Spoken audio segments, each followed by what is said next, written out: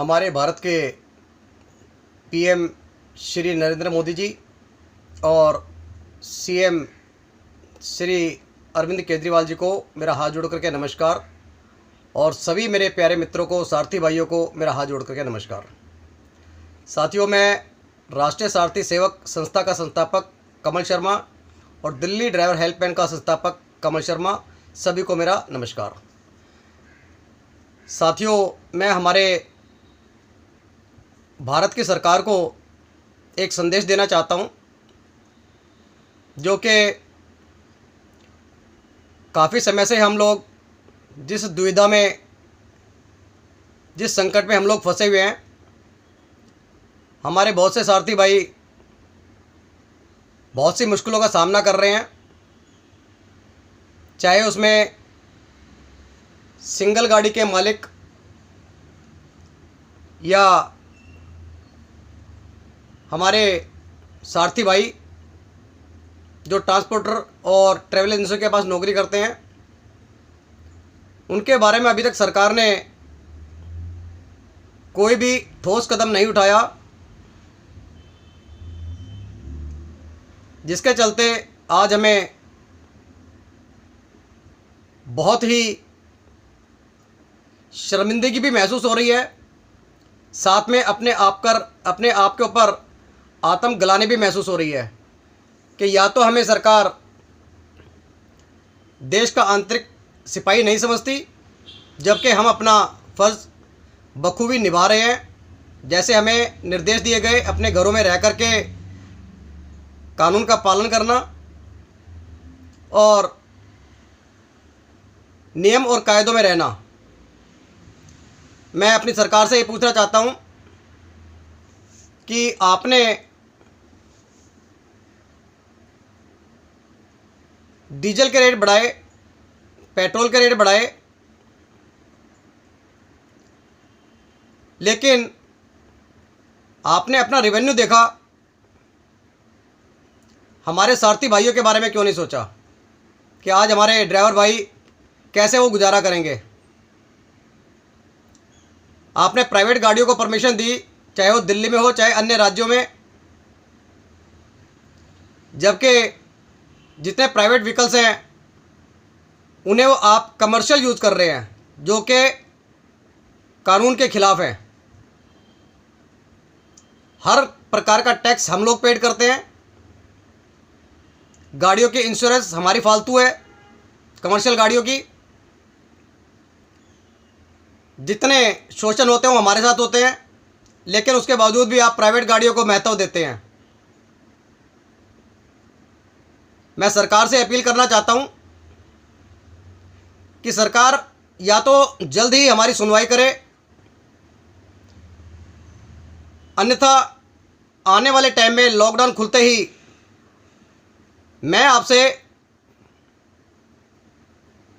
बाकायदा writing letter में लिख करके आपसे अपनी आत्महत्या की परमिशन मांगता हूं, और लॉकडाउन खुलने के बाद जंतर मंतर पर हम लोग भूख हड़ताल भी करेंगे, धरना प्रदर्शन भी करेंगे, और अगर आप लोग हमारी आवाज़ को नहीं सुनेंगे तो शायद हम आत्महत्या भी करेंगे। लेकिन इस चीज़ की मैं अपनी गारंटी लेता हूं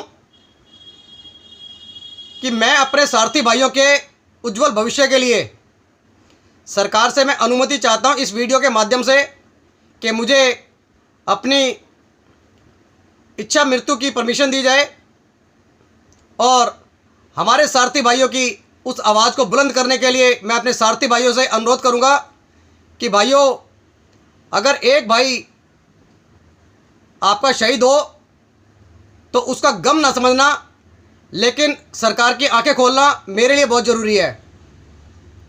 क्योंकि हमारे जितने यंग ब्लड चालक भाई, हम लोगों की तो उम्र गुजर रही है, लेकिन उन भाइयों का क्या होगा, उन सारथी भाइयों का क्या होगा।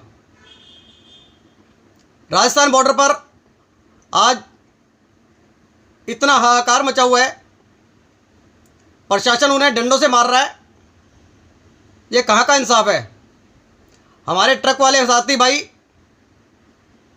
जो कि दिन रात एक राज्य से दूसरे राज्य में राशन, सब्जी, कच्चा माल एक राज्य से दूसरे राज्य में पहुंचा रहे हैं, लेकिन आप लोगों ने कहीं भी उन्हें सम्मान का दर्जा नहीं दिया। तो मैं आपसे हाथ जोड़ करके गुजारिश करता हूं, मेरी इस इच्छा मृत्यु को स्वीकृति दें और आने वाले समय में आप हमारे जितने चालक भाई हैं उनका अंजाम जंतर मंतर पर देखेंगे और आने वाले समय में एक महासंग्राम होगा जिसके लिए आप स्वयं जिम्मेदार होंगे।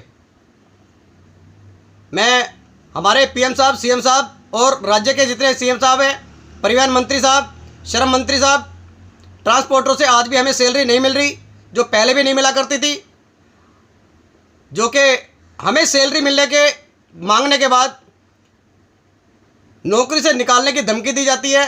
साथ में ये कहा जाता है कि आप पहले रिजाइन दो, उसके बाद आपको सैलरी दी जाएगी।